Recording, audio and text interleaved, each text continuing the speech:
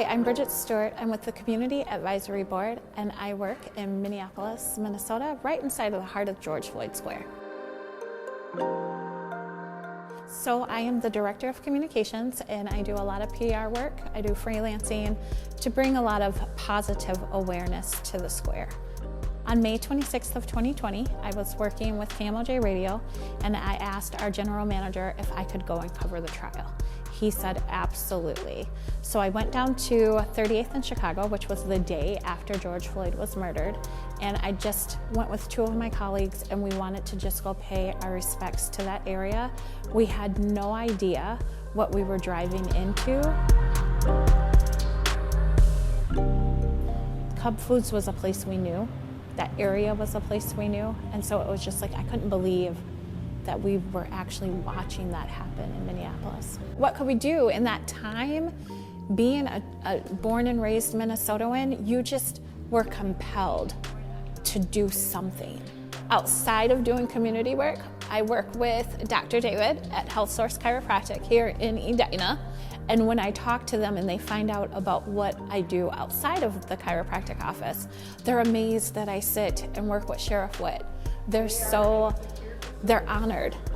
Diversity is very important. And when we're talking about diversity, we are talking about race, we're talking about religion, we're talking about social economic status, we are talking about various lived experiences. When we have a diverse cab, that allows me to be responsible, as I took the oath, to provide public safety in this county, where I am making sure I do my part in ensuring that every voice is heard. It's a great representation of Hennepin County because that's who we are.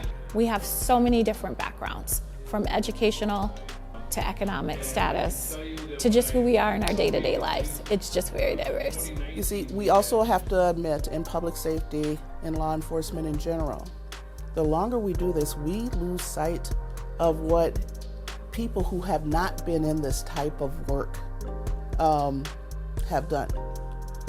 So it is very important that I know, how does the community view us? How do they view the deputies that they see in their neighborhoods, the deputies that they see patrolling their waters, the deputies in our jail, our court system?